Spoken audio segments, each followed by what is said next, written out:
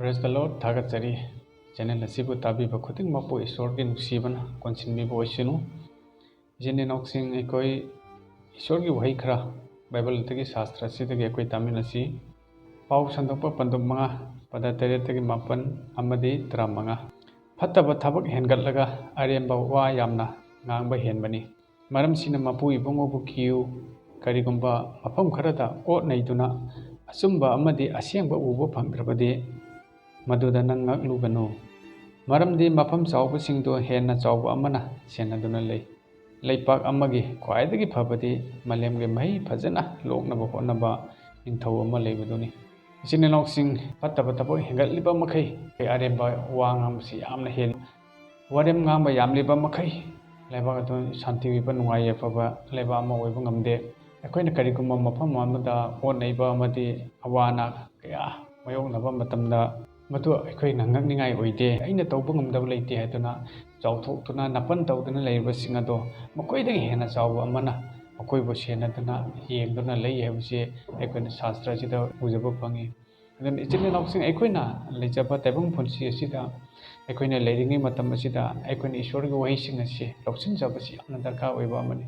aini ishwarbu nungsiba ishwargi achumba sing asi loksin jaba amadi phangjaba ngamdrabadi tabang punchi matam kharagi numit asida matam kharagi punchi asida aide hinglengi matek asida aikoina achumbadu chachaba ngamdrabadi hayeng aigi thawai amadi nangi thawai se noroke lamaduda mafam aduda chatkadawribani nahak noroke mafam aduda chatpa pamdrabadi nahakna haujiktagi nahake chatfam lambi ado mafam leifam ado khangba pamlabadi bible pabiduna jesu christ gi achumba lambi asi loksinjabasi yamna thangai pade hojiki mirona sing asina ishwargi nungsiba sing ase nathaiga thami taibung palbagi aningba apamba taibung palbagi punchigi hakchangi pangalgi asumba kaya asina chingduna ekoi amangwa lambida nongmonongmi chali ekoi ngasi pap tawduna ekoina mi amabu nungsiba ngamdaduna ekoina mi amagi maranbu kokpiba ngamdaduna ekoina lana chaliba sing ase asi ishwargi mayokte ishwardi nungsibani taibung palasita jesu christ na lakpikhiba adu ekoi papi singmu kanminanabi damaktani taibung panda lereba jati punamakki damakta mahakna Calvary cross matakta usin oina sibiraga amuk numin humni suba matamda asibabu joy tawduna mongphamdagi hengatpikhiba adumba ahingba ishwar taibang palista karamba ishwar karamba ming leibaki yengbiyo jesu christ khaknatana nakoigi damakta sibiba amadi hengatpiba ngamba ahingba ishwar aduba aikona thajaduna loksinjaduna aikoigi punsi asida ingthaba punsi ama phangsaba ngamnanaba aduga hayeng aigi thawai sina taibang palasi thadokraba matungda aigi thawai aduna sarga leba aduda chachaba ngamnanaba aikoi jesu christ bu thajaba aikoi bu paptagi handokpiba mahakpo loksinjaba thajabasi yamna tangai padaba ama hojiki matam sida oi chinauksing jesu christ khangjatriba chinauksing kaya amanadi makoigi punsida yam lana makoigi thamuida lana chatkhiba ukhiba adugi maramna makoinasu ishwarbu nungsiba ngamde ishwarbu loksinjaba ngamde jesu christ bu loksinjadribasing khangdribasing amadi khangabasu khangba ngamdriba ishwargi mingtabda sauriba jairiba mayamsing ishwarna nakhoibu matam supada loinabiba amadi chingbiba oisinu nakhoinasu ishwarbu khangjaraktuna ishwargi nungsibadu nakhoigi thamoida leijaraktuna ai mi ma oirabudi aigi thamoida nungsiba hebsi tangai phade ai mi ba ama oirabudi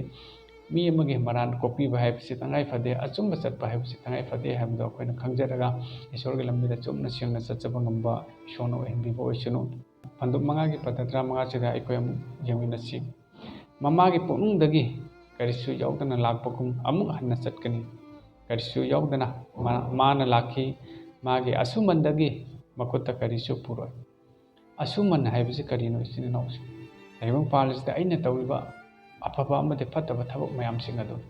aina pokpa matamda karigumba pochak amada puraga lakte aduga aina siba matamda su karisu puraga haloi adugo aigi taibang punchi asida hinglengi matam asida aigi asuman aina tawriba thabak adugi mahi oina hayang ishwargi mamangda lepchaba matamda adugi mahi do aina phangjage dawrebani hojik nahangna ishwarbu khangdrabadi hojik nahangna ishwarbu loksinjadrabadi hojik nahangna ishwargi aningba apamatu taibang palasida pangthokpa ngamdrabadi hayang aina siraba matungda nahangna siraba matungda nakki thawai do sarga laiba aduda chatpa ngam bible asida mayeksena phongdoklibani chinenausin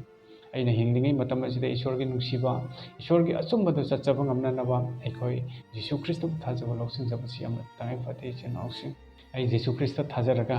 ai ꯃꯩꯇꯩꯗꯒꯤ ꯍꯥꯎ ꯑꯣꯟꯈꯤꯒꯗꯧꯕ ꯂꯩꯇꯦ, ꯃꯩꯇꯩꯗꯒꯤ Englishmen ꯑꯣꯟꯈꯤꯒꯗꯧꯕ ꯂꯩꯇꯦ, ꯃꯩꯇꯩꯗꯒꯤ ꯑꯇꯣꯞꯄ ꯖꯥꯇꯤ ꯑꯣꯟꯈꯤꯒꯗꯧꯕ ꯂꯩꯇꯦ꯫ ꯀꯅꯥꯒꯨꯝꯕ ꯏꯆꯤꯟ ꯏꯅꯥꯎꯁꯤꯡꯅ video ꯑꯁꯤ ꯌꯦꯡꯕꯤꯔꯒ ꯀꯃꯦꯟ ꯄꯤꯕꯤꯔꯛꯄ ꯃꯇꯝꯗ ꯅꯍꯥꯛꯅ ꯖꯤꯁꯨ ꯈ꯭ꯔꯤꯁꯇ ꯃꯤꯒꯤ ꯂꯥꯏꯅꯤꯡꯂꯕꯗꯤ ꯅꯍꯥꯛꯀꯤ ꯅꯃꯤꯡꯗꯨꯁꯨ ꯍꯣꯡꯗꯣꯛꯈꯣ, ꯅꯍꯥꯛꯀꯤ ꯂꯣꯟꯁꯨ ꯖꯤꯁꯨꯒꯤ ꯂꯣꯟ ꯉꯥꯡꯉꯨ ꯅ ꯑꯁꯨꯃꯥꯏꯅ ꯍꯥꯏꯕꯤꯕ ꯀꯌꯥ ꯑꯃ ꯀꯃꯦꯟꯗ ꯑꯩꯅ ꯊꯦꯡꯅꯖꯕ ꯐꯪꯖꯩ꯫ ꯏꯆꯤꯟ ꯏꯅꯥꯎꯁꯤꯡ, ꯀꯃꯦꯟ ꯁꯦꯛꯁꯟꯗ ꯑꯗꯣꯝꯒꯤ ꯑꯅꯤꯡꯕ ꯑꯄꯥꯝꯕꯁꯤꯡ ꯑꯗꯣ ꯐꯣꯡꯗꯣꯛꯂꯒ ꯏꯁꯣꯔꯒꯤ ꯑꯆꯨꯝꯕꯗꯨ ꯈꯪꯖꯕ ꯉꯝꯅꯅꯕ ꯑꯩꯅꯁꯨ ꯌꯥꯔꯤꯕ ꯃꯈꯩ ꯑꯗꯣꯝꯒꯤ ꯚꯥꯞ ꯇꯥꯖꯕ ꯉꯝꯅꯅꯕ ꯑꯃꯗꯤ ꯍꯥꯏꯖꯕ ꯉꯝꯕ ꯑꯣꯏꯖꯒꯦ꯫ ꯍꯧꯖꯤꯛꯀꯤ ꯃꯇꯝ ꯑꯁꯤꯗ ꯏꯁꯣꯔꯒꯤ ꯑꯆꯨꯝꯕ ꯂꯝꯕꯤ, ꯏꯁꯣꯔꯒꯤ ꯑꯆꯨꯝꯕ ꯋꯥꯍꯩꯁꯤꯡ ꯑꯁꯤ ꯂꯥꯟꯅ ꯎꯅꯅꯕꯒꯤ ꯃꯆꯥꯛ ꯑꯃ ꯑꯣꯏꯅ ꯍꯧꯖꯤꯛ ꯏꯔꯝꯗꯝ ꯃꯅꯤꯄꯨꯔꯗ ꯖꯥꯇꯤ ꯑꯃꯅ ꯑꯩꯈꯣꯏ ꯃꯩꯇꯩ ꯖꯥꯇꯤꯒꯤ ꯃꯊꯛꯇ ꯑꯁꯨꯛꯀꯤ ꯃꯇꯤꯛ ꯂꯥꯟꯅ ꯎꯍꯟꯕꯤꯕ, ꯑꯁꯨꯛꯀꯤ ꯃꯇꯤꯛ ꯂꯥꯟꯅ ꯆꯤꯡꯕꯤꯕ ꯑꯁꯤꯒꯤ ꯃꯔꯝꯅ ꯈ꯭ꯔꯤꯁꯇꯤꯌꯥꯅꯤꯇꯤ ꯑꯃꯗꯤ ꯖꯤꯁꯨ ꯈ꯭ꯔꯤꯁꯇꯒꯤ ꯂꯝꯕꯤ ꯑꯁꯤ ꯍꯦꯟꯅ ꯃꯈꯣꯏꯅ ꯊꯤꯅ ꯎꯅꯕꯒꯤ ꯃꯆꯥꯛ ꯑꯃ ꯑꯣꯏ꯫ ꯈ꯭ꯔꯤꯁꯇꯤꯌꯥꯟ ꯍꯥꯏꯕꯁꯤ ꯃꯔꯨꯑꯣꯏꯅ ꯑꯩ ꯀꯨꯀꯤ ꯏꯆꯤꯟ ꯏꯅꯥꯎꯁꯤꯡꯒꯤ ꯃꯊꯛꯇ ꯑꯩ ꯀꯔꯤꯒꯨꯝꯕ ꯋꯥꯍꯩ ꯈꯤꯇꯪ ꯐꯣꯡꯗꯣꯛꯆꯒꯦ꯫ ꯕꯥꯏꯕꯜ ꯑꯁꯤꯗ ꯐꯣꯡꯗꯣꯛꯄꯤꯕꯒꯤ ꯃꯇꯨꯡ ꯏꯟꯅ ꯅꯨꯡꯁꯤꯕ ꯍꯥꯏꯕꯅꯤ, ꯊꯧꯖꯥꯜ ꯍꯥꯏꯕꯅꯤ, ꯉꯥꯛꯄꯤꯕ ꯍꯥꯏꯕꯅꯤ꯫ ꯑꯔꯥꯟ ꯈꯨꯕꯝ ꯍꯥꯏꯕꯁꯤ ꯀꯔꯤꯅꯣ ꯏꯆꯤꯟ ꯏꯅꯥꯎꯁꯤꯡ? ꯑꯩꯈꯣꯏꯅ ꯍꯤꯡꯕꯒꯤ ꯄꯥꯡꯒꯜ ꯑꯗꯨ ꯐꯪꯖꯕ, ꯑꯩꯈꯣꯏꯅ ꯅꯨꯡꯁꯤꯕꯒꯤ ꯊꯧꯖꯥꯜ ꯑꯗꯨ ꯐꯪꯖꯕ, ꯑꯩꯈꯣꯏꯅ ꯉꯥꯛꯄꯤꯕ ꯀꯣꯛꯄꯤꯕꯒꯤ ꯊꯧꯖꯥꯜ ꯑꯗꯨ ꯐꯪꯖꯕ ꯑꯗꯨꯕꯨꯅꯤ ꯑꯔꯥꯟ ꯈꯨꯕꯝ ꯍꯥꯏꯔꯤꯕꯁꯤ ꯏꯆꯤꯟ ꯏꯅꯥꯎꯁꯤꯡ꯫ ꯑꯔꯥꯟ ꯈꯨꯕꯝ ꯐꯪꯗꯕ ꯀꯅꯥ ꯑꯃꯠꯇꯅ, ꯏꯁꯣꯔꯒꯤ ꯃꯤꯡꯗ ꯄꯨꯛꯅꯤꯡ ꯍꯣꯡꯗꯕ, ꯏꯁꯣꯔꯒꯤ ꯃꯤꯡꯗ ꯑꯆꯨꯝꯕ ꯆꯠꯇꯕ ꯀꯅꯥ ꯑꯃꯠꯇꯅ, ꯄꯥꯞ ꯀꯣꯛꯄꯤꯕ ꯌꯥꯎꯗꯕ ꯀꯅꯥ ꯑꯃꯠꯇꯅ ꯁꯔꯒ ꯂꯩꯕꯥꯛ ꯑꯗꯨ ꯐꯪꯉꯣꯏ ꯏꯆꯤꯟ ꯏꯅꯥꯎꯁꯤꯡ꯫ ꯖꯤꯁꯨ ꯈ꯭ꯔꯤꯁꯇ ꯃꯍꯥꯛꯅꯁꯨ ꯇꯥꯏꯕꯪꯄꯥꯜ ꯑꯁꯤꯗ ꯂꯥꯛꯄꯤꯔꯒ ꯃꯍꯥꯛꯅ ꯆꯩꯅꯥ ꯀꯌా ꯈꯥꯡꯈꯤ, ꯆꯩꯐꯝ ꯀꯌా ꯈꯥꯡꯈꯤ, ꯃꯁꯥꯗꯒꯤ ꯁꯥꯗꯣꯡ ꯀꯌా ꯃꯆꯦꯠ ꯃꯆꯦꯠ ꯇꯥꯈꯤ, ꯏ ꯇꯥꯕꯤꯈꯤ, ꯀ꯭ꯔꯣꯁꯇ ꯄꯥꯡ ꯇꯤꯡꯕꯤꯈꯤ, ꯀꯣꯛꯇ ꯇꯤꯡꯒꯪꯒꯤ ꯎꯞꯄꯤꯗꯨꯅ ꯑꯁꯨꯛꯀꯤ ꯃꯇꯤꯛ ꯑꯋꯥꯕ ꯈꯥꯡꯈꯤ ꯏꯆꯤꯟ ꯏꯅꯥꯎꯁꯤꯡ꯫ ꯃꯗꯨꯒꯤ ꯑꯋꯥꯕꯗꯣ ꯑꯩꯈꯣꯏꯒꯤ ꯏꯁꯥꯗ ꯊꯣꯛꯄ ꯑꯣꯏꯔꯕꯗꯤ ꯑꯩꯈꯣꯏ ꯈꯥꯡꯕ ꯉꯝꯒꯗ꯭ꯔꯥ ꯏꯆꯤꯟ ꯏꯅꯥꯎꯁꯤꯡ? ꯉꯁꯤ ꯑꯩꯈꯣꯏꯒꯤ ꯈ꯭ꯔꯤꯁꯇꯤꯌꯟ ꯑꯣꯏꯈ꯭ꯔꯕ ꯖꯤꯁꯨ ꯈ꯭ꯔꯤꯁꯇ ꯊꯥꯖꯈ꯭ꯔꯕ ꯏꯆꯤन ꯏꯅꯥꯎꯁꯤꯡꯒꯤ ꯃꯔꯛꯇ ꯀꯔꯤꯒꯨꯝꯕ ꯑꯋꯥꯕ ꯇꯥꯔꯛꯄ ꯃꯇꯝꯗ ꯑꯩꯈꯣꯏ ꯂꯃꯟ ꯈꯨꯝꯒꯗꯧꯕ, ꯀꯔꯤꯒꯨꯝꯕ ꯑꯩꯈꯣꯏ ꯑꯅꯤꯡꯕ ꯑꯄꯥꯝꯕꯗꯨ ꯊꯨꯡꯗꯕ ꯃꯇꯝꯗ ꯑꯩꯈꯣꯏ ꯃꯈꯣꯏꯒꯤ ꯃꯊꯛꯇ ꯂꯥꯟꯗꯥꯕ, ꯑꯁꯤꯒꯨꯝꯕ ꯀꯌꯥꯁꯤꯡ ꯑꯁꯤ ꯍꯧꯖꯤꯛ ꯃꯔꯥꯡ ꯀꯥꯏꯅ ꯊꯣꯛꯏ ꯏꯆꯤꯟ ꯏꯅꯥꯎꯁꯤꯡ꯫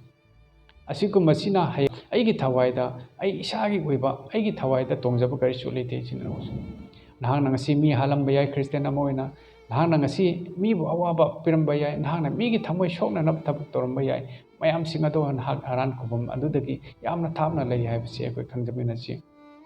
ꯅꯍꯥꯛ ꯑꯔꯥꯟ ꯈꯨꯕꯝ ꯐꯪꯕ ꯄꯥꯝꯂꯕꯗꯤ, ꯅꯍꯥꯛꯅ ꯏꯁꯣꯔꯒꯤ ꯑꯆꯨꯝꯕ ꯁꯥꯈꯤ ꯑꯗꯨ ꯄꯤꯕ ꯄꯥꯝꯂꯕꯗꯤ, ꯉꯁꯤ ꯍꯥꯏꯕ ꯅꯨꯃꯤꯠ ꯑꯁꯤꯗꯒꯤ ꯍꯤꯡꯁꯥ ꯑꯃꯗꯤ ꯐꯠꯇꯕ ꯊꯕꯛꯁꯤꯡ ꯑꯗꯣ ꯄꯨꯝꯅꯃꯛꯁꯤꯡ ꯑꯗꯣ ꯃꯔꯨ ꯐꯪꯅ ꯃꯨꯊꯠꯄ, ꯃꯔꯨ ꯐꯪꯅ ꯊꯥꯗꯣꯛꯄꯁꯤ ꯌꯥꯝꯅ ꯇꯉꯥꯏꯐꯗꯦ꯫ ꯑꯩ ꯖꯤꯁꯨ ꯈ꯭ꯔꯤꯁꯇ ꯊꯥꯖꯔꯦ ꯍꯥꯏꯔꯒ ꯑꯩꯅ ꯃꯤ ꯍꯥꯠꯂꯕꯗꯤ, ꯑꯩ ꯖꯤꯁꯨ ꯈ꯭ꯔꯤꯁꯇ ꯊꯥꯖꯔꯦ ꯍꯥꯏꯔꯒ ꯑꯩꯒꯤ ꯀꯩꯔꯣꯏ ꯂꯩꯀꯥꯏꯕꯨ ꯅꯨꯡꯁꯤꯕ ꯉꯝꯗꯕ, ꯅꯨꯄꯤ ꯑꯉꯥꯡ ꯑꯣꯠꯄꯤ ꯅꯩꯕꯤꯕ, ꯍꯥꯠꯇꯣꯛꯄꯤꯕ ꯑꯃꯗꯤ ꯐꯠꯇꯕ ꯊꯕꯛꯇ ꯆꯤꯡꯕ ꯑꯣꯏꯔꯕꯗꯤ, ꯑꯩꯅ ꯐꯅ ꯄ꯭ꯔꯦꯌꯔ ꯇꯧꯖꯔꯕꯁꯨ, ꯑꯩꯅ ꯕꯥꯏꯕꯜ ꯄꯥꯖꯔꯕꯁꯨ ꯃꯗꯨꯅ ꯏꯁꯣꯔꯒꯤ ꯅꯨꯡꯁꯤꯕ ꯑꯃꯗꯤ ꯑꯆꯨꯝꯕꯗꯨ ꯐꯪꯕ ꯉꯝꯃꯣꯏ ꯏꯆꯤꯟ ꯏꯅꯥꯎꯁꯤꯡ꯫ ꯏꯁꯣꯔꯗꯤ ꯅꯨꯡꯁꯤ ꯍꯩꯕꯅꯤ, ꯊꯧꯖꯥꯜ ꯍꯩꯕꯅꯤ, ꯉꯥꯛꯄꯤ ꯍꯩꯕꯅꯤ꯫ ꯑꯩꯈꯣꯏꯒꯤ ꯏꯔꯥꯜ ꯐꯅ ꯆꯥꯎꯕ ꯇꯥꯏꯕꯪꯄꯥꯜ ꯑꯁꯤꯗ ꯀꯣꯛꯄꯤꯕ ꯉꯝꯗꯕ ꯏꯔꯥꯜ ꯀꯌా ꯑꯃ ꯂꯩꯖꯔꯕꯁꯨ ꯃꯍꯥꯛꯅ ꯄꯨꯝꯅꯃꯛ ꯀꯣꯛꯄꯤꯕ ꯉꯝꯃꯤ, ꯃꯍꯥꯛꯅ ꯄꯨꯝꯅꯃꯛ ꯀꯥꯎꯊꯣꯛꯄꯤ, ꯃꯍꯥꯛꯅ ꯄꯨꯝꯅꯃꯛ ꯅꯨꯡꯁꯤ꯫ ꯅꯍꯥꯛ ꯐꯅ ꯄꯥꯞ ꯇꯧꯗꯨꯅꯁꯨ, nahak pana phattaba misak oidanasu nahakna Jesu Christabu khangjadrabasu nahakna Jesu Christagi mingbu thina chairabasu nahakna Jesu Christagi apho pok sandokpasingbu thina yaibirabasu phubirabasu hatokpirabasu nahak ase Ishorna yamna nungsi sinanaus nahakna tawriba thabak ado nahaknadi chummi haina khanjai adubu nahakki mathakta yengliba Ishor adunadi nahakse khangdaduna tawribani haibagi mapana nahakku asuke mate nungsi sinanaus nahakpu nungsibiba Ishor adubu nahakna khangdrabasu Ishorna de nahakse asuke mate nungsi nahakse Ishorna sargi lebak aduda thamba pami chalhanba pami sinanaus mapa amana kanamata mahaki masasingbu awafamda tahaninde jail thamninde amade phattaba misingi makutta tahaninde sinanaus adugumna nakhoisu taibangpal asida hinglingai punsi mate khara asida Ishorna nakhoibu phattaba singi makutta tahaninde phattaba haibade taibangpal asida diabol haibade napthak haiba launam nathak haiba phattaba mitu miwa lana banganba huranba chinthiba mihatpa singado diabol kawi makoi sing aduni phattaba sing haibase makoigi makutta nakhoibu tahaninde chinanausi hojik matam leiringai asida nakhoina pungning hongjaduna diabol adudagi lamna chenthokjaduna Ishorgi nungsibagi phiji paijaraga sarkalaiba aduda chachapangba henbisinu aigi punsi asisu matam amada Ishor khangdaba nahak Ishorgi nungsiba adu phangba pamlabadi nahakna ingthaba punsi ma oiba pamlabadi Jesu Christabu thajaba natana atai kanadagi su phangba ngamlo aigi punsi matam su pata mikop khudin loinabi chingbi punamak sing ase नखोꯏगी नथक्तसु ईश्वरना चिंबीबा अमदि लोइनबीबा ओइसनु अदुगा नखोइगी पुंसीदा हेन्ना नुंगाइ पापा इथबा पुंसी अमा ओइसी आई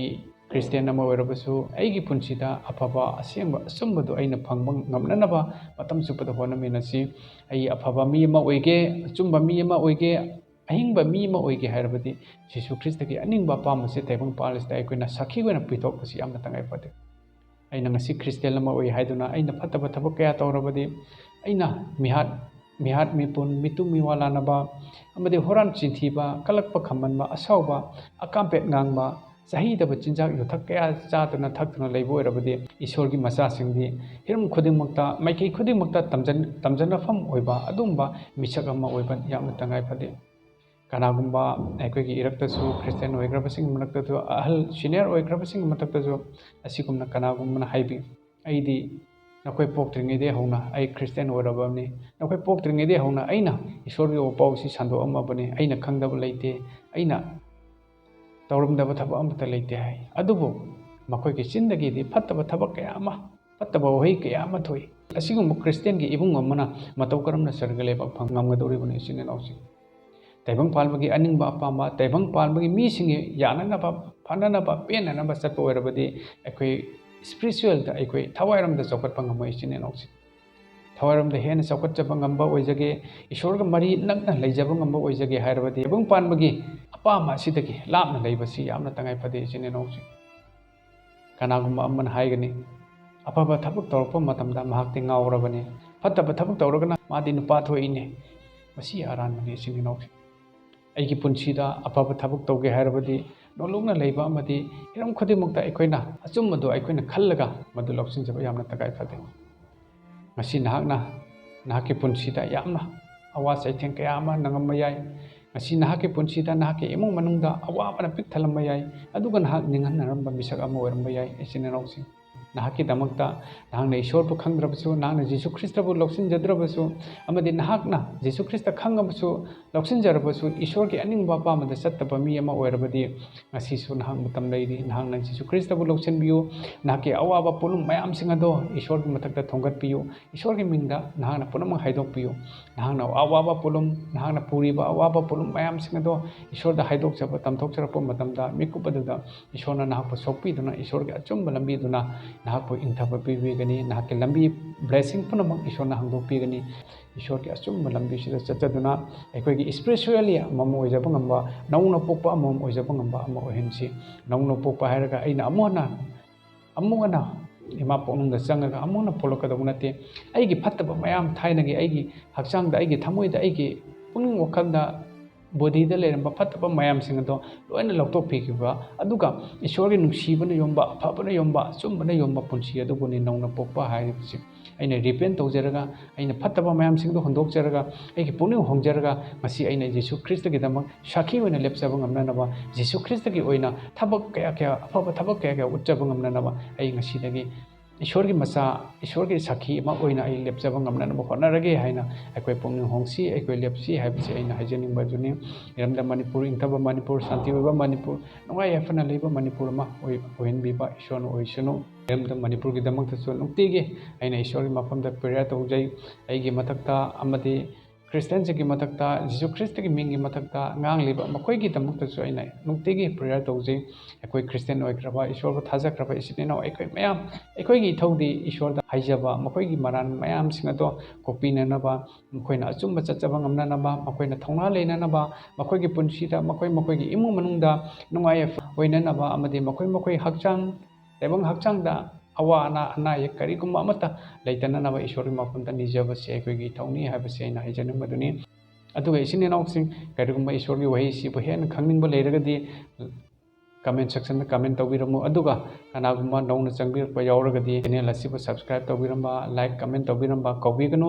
channel asina ishorgi opau asi hena marang kaina spirit oina santokseduna tajadriba khangjadriba kayagi nakongdi yawjaba ngamna naba hena mateng pangda ishorna nakoi sijena bibasu oisunu channel asida kanagumba sinenoksingna khangning ba wang kya leirabadi ai number ma hapcharamge ai ki contact number ma wari watai sanaduna ishor ki achumba lambi sida hena khangjaba ngamna na ba ai madugi kodong chabado ai na pijage God bless you amen